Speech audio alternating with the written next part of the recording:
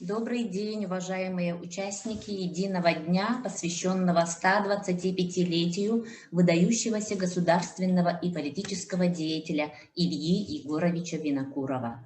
Предлагаю посмотреть видео Краеведческого музея города Вилюйска, где тоже он проработал в свое время, очень многое сделал для развития этого округа. Пожалуйста, внимание. В этом году исполняется 125 лет со дня рождения выдающегося государственного деятеля Якутской ССР, участника гражданской войны в Якутии, Винокурова Ильи Егоровича. Родился он 1 января 1896 года в Кусаган-Эльском наследии Намского улуса в семье бедняка. Отец умер, когда мальчику было 3 года, а слепая мать скончалась, когда ему исполнилось 11 лет. С 1904 по 1908 года обучался в церковно-приходской школе в селе Намцы. Проботрачив в родном Улусе у богачей, Илья с лета 1916 года стал наниматься на работу в Булунском Улусе, где с перерывами наемным работником проработал до лета 1920 года. С 1920 по 1924 года Илья Егорович активно участвовал в восстановлении советской власти в родном Улусе. В 1939 году работал в Булунском, Оленёкском и Вилюйском районах на руководящих должностях, инструктором Центрального исполнительного комитета Якутской ССР, а также был директором Намской машино-тракторной станции и народным комиссаром здравоохранения. В 1939-1943 годах стал заместителем председателя Совета народных комиссаров Якутской ССР, а с 1943 по 1951 года председателем Совнаркома Якутской ССР, а также первым секретарем Якутского обкома Коммунистической партии большевиков. Неоднократно избирался членом Якутской ЦИК, депутатом Верховного Совета СССР и Якутской АССР. Был членом комиссии по иностранным делам Верховного Совета Советского Союза. Но его самая большая заслуга перед якутским народом состоит в том, что он самоотверженно боролся за спасение голодающего населения республики с 1940 по 1943 года. Из-за признания классиков якутской литературы Алексея Елисеевича Кулаковского, анимпадиста Ивановича Сафронова, Николая Денисовича Неустроева и ученого Георгия Прокопьевича Башарина, обвиняемых в буржуазном национализме. В последние годы жизни работал начальником Треста «Якутстрой». Но несмотря на короткий период работы в Вилюйском районе с января 1937 года по сентябрь 1938 года, сначала представителем районного исполнительного комитета, затем первым секретарем Вилюйского райкома Коммунистической партии большевиков, он оставил о себе яркий след в памяти вилюйчан.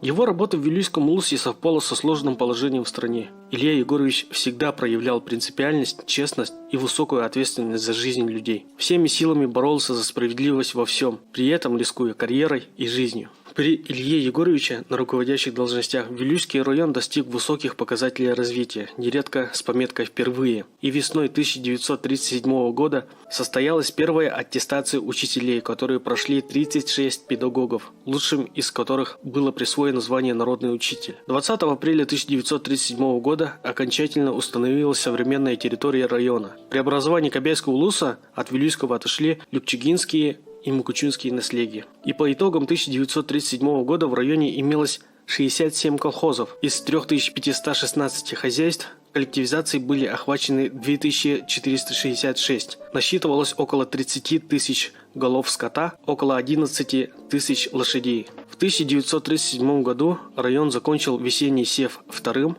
а уборку зерновых и сена первым в республике. Далее, в 1938 году в нашем Улусе была организована фольклорно-диалектологическая экспедиция известных якутских фольклористов Дмитрия Дичковского и Андрея Савина. 14 июня этого же года в Вилюйске открылись первые детские ясли, а осенью в городском кинотеатре впервые продемонстрировали звуковые кинофильмы «Дети капитана Гранта» и «Айгуль». Вилюйчане всегда поддерживали и одобряли его плодотворную депутатскую и государственную деятельность. Он дважды избирался депутатом Верховного Совета Якутской ССР от Агуляцкого избирательного округа Вилюйского района. Ныне в Вилюйске одна из улиц в старинной исторической части города носит имя Ильи Винокурова, а также была установлена мемориальная доска на здании бывшего райкома по улице Мира. Мин олохпун барджуммар анабытым. Это слова, которые мы перевели сегодня на русский язык и назвали нашу встречу именно таким образом. Мы сказали, что он один из тех людей, которого можно назвать судьбоносным лидером. Его позиция, интересы народа превыше всего. Это действительно самая главная, наверное, его черта, что он был очень близким к народу, и каждое мнение каждого человека он очень высоко ценил и добивался всегда того, чтобы ответ на их вопрос был найден. Первым отправил заявление о реабилитации Максима Аммосова и Платона Аюнского. Об этом вспоминает дочь Максима Кировича Лена Максимовна с благодарностью. Как мудрый и принципиальный руководитель, он, как видите, имеет на сегодняшний день многих своих последователей.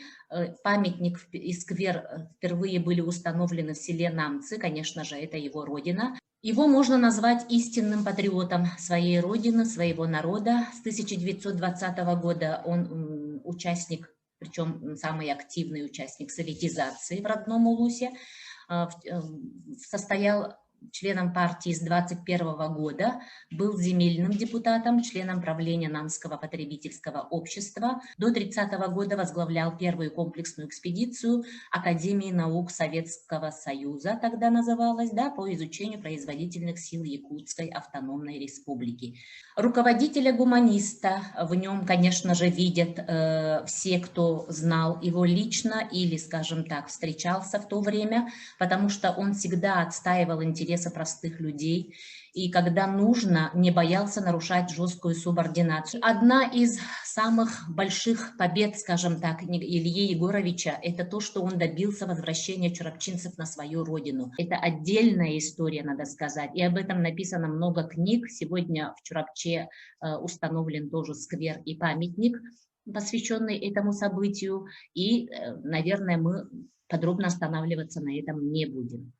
Призывал быть тактичным и осторожным в вопросах, затрагивающих межнациональные отношения, беречь как зеницу ока дружбу между народами. Жил он и работал он, получается, сложный исторический период, но тем не менее был именно достойным сыном своего времени.